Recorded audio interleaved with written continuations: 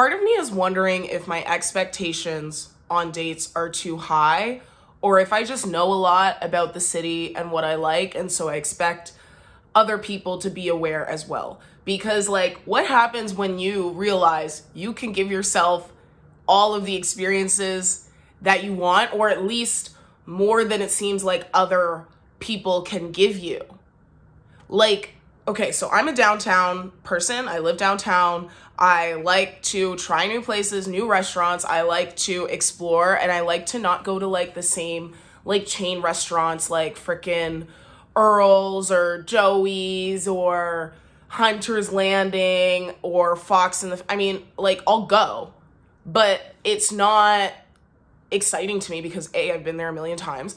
B, like, when you're in a city that has so much culture and like family run businesses that are like authentic Mexican, authentic Greek, authentic Polish, like, why would we not do that? Not just to support a small business, but because the experience is way more authentic and fun and curated and less loud. Like, the setting is more of an ambiance, and it's more romantic, it's more fun, and it's more of an experience than like, you know, a commercialized chain, right? And I expect other people to know that.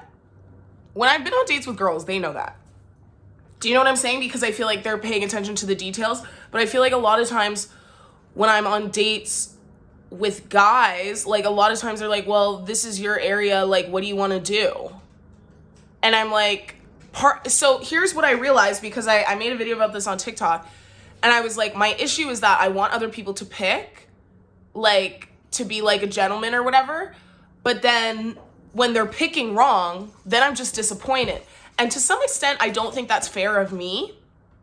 And the comments were saying you should give them like 3 options that you like, and then they can pick one. And I was like, see, in my head, I never thought that that's something I would want to do. But then when they presented it like that, I was like, well, I guess that means that I just get like to check off my list. And then I know that I'm going somewhere good because it's somewhere that I want to go. Even though in my head that like takes maybe some of the romance out of it. But maybe I just have to accept that I just like know more than a lot of like guys around the city. I don't know. I think it's because not everybody is like out and about like that, first of all. And sometimes the people that are not the people you want to be with. You know what I mean? Like, for example, the guy who gave me flowers, the one who's a shorter guy than I normally would go for, he's like in music, like he's like a step down from a promoter, basically, because he has to like promote events for his artists. So then he ends up like he's out every night. Like he's at a different bar or event or something every night. That's kind of like, it's kind of icky to me unless that person were out and like always inviting me. Then I would maybe feel okay, because like at least I always have somewhere to go or something to do, and like I could bring a friend. And I did bring a friend to like one of his things like a couple weekends ago. And she was telling me like the red flag was we said we were hungry and he didn't do anything about it. And also the club was empty when he showed up. It did get popping till like 3 a.m. and we were not going to wait around till 3 a.m. He did buy us drinks though. So it was like, and it was like a decent vibe, but also like, I don't know. She said it was like he could have done more and he could have been more like attentive to us. But like, you know, we were invited, so I don't know. But getting into the club was annoying. So that was an ick too, because he said it was going to be free and then there was cover and then we had to wait for him to get there to pay for us. Anyway, neither here nor there, but I don't know how I feel about somebody who's going to be out every single night, especially if I can't be involved. No, in general, it's just like, you're out a lot. Like, you're basically a promoter. I mean, I like people who do things, though. I don't want people to think I don't like extroverts. I do enjoy people who, like, engage socially, but, like, promoters are an ick. And a step below a promoter is basically a promoter. So some of the people who are, like, more introverted, they don't know that life. So they're not going to know everything around the city the way, like, people who are out and about will.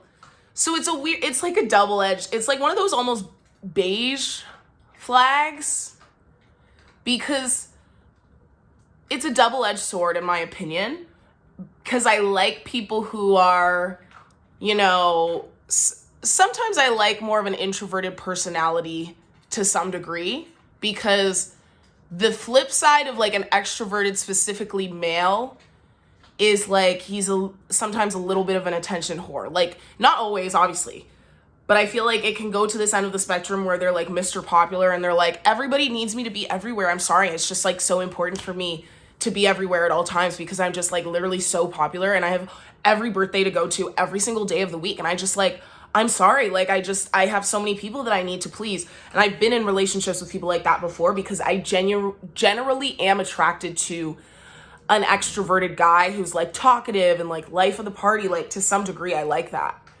But then I've been in situations before where he doesn't know how to prioritize. He doesn't know the difference between, oh, I worked with this girl 2 years ago and I'm going to show her the same loyalty as my girlfriend. Because it shouldn't be like that. It shouldn't be like that. You know what I mean? I'm getting really off topic and I'm sorry, but I think you're just here for the vibes, right? Like, we're just chatting. We're chatting about our dating lives. Like, we can meander, I feel, when we're talking about dating lives, because I'm just trauma dumping on you and that you clicked this video. So maybe you have some trauma to dump on me, and I'm happy for you to do that in the comments. I love when people actually tell me their stories about their dating lives and their dating perspectives in the comments. And actually, I read them, okay? In case you didn't know, I read the fuck out of those comments and I think about them. So feel free to philosophize in the comments. I always welcome that. I want you to know. I always welcome your thoughts in the comments and your philosophizing and your long stories. I will read them. I am curious if you think my standards for dating are too high, in the sense of like, what if these people like don't have anything to offer you in terms of ideas? Whether it be where to go or like what to explore. Like, I don't like when people are like, I don't know, what do you want to do? But at the same time, maybe that's just an opportunity for me to do exactly what I want to do. But then part of me is like, well, I could just do that alone. But then I usually won't. But I'll do it with a friend. So then it's like, why am I meeting this new person or person that I don't know very well? Like, maybe we've met in a group setting and like we're going to hang out for the first time alone.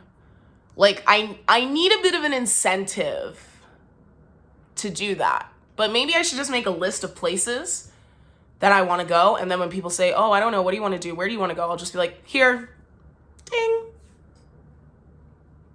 And then make it more of a personal experience. Make it all about me. I don't know. Do you know what I'm saying though? Like, because to some degree you want somebody who can offer you new experiences. But what if I know too much at this point? Because people will suggest something and I'm like, that's a bad suggestion.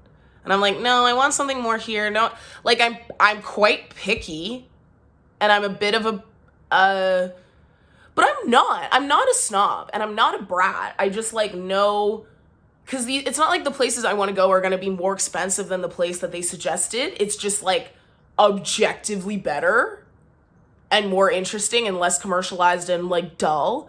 Like, I hate when black men like consistently pitch like the whitest environments and they don't know why I have an issue. And I'm like, you want to go sit with like a bunch of 7-year-old white guys and watch a game? Do that without me. Do that without me. I want to be where the people are. I want to see them dancing. I want to be where the people are and I want to see them dancing. I want there to be music for the people, my people, to dance to. I want to go places where there's women of color, people of color who can move and dance and love. I don't want to be like, yeah, you should catch the game today, bro. Oh, you're looking at me. I don't care. It's dull. Stop dulling me. I'm a brat. I am a brat. And I'm proud. And I'm loud. Yeah, I don't know what this video was, but I hope you enjoyed it. Let me know in the comments below any thoughts you have regarding this topic of expectations. And if you have a list of things that you tell people to bring you to on dates, let me know. Sometimes, like, maybe I just know better than other people. for myself, you know? Anyways, live, laugh, love you. Bye.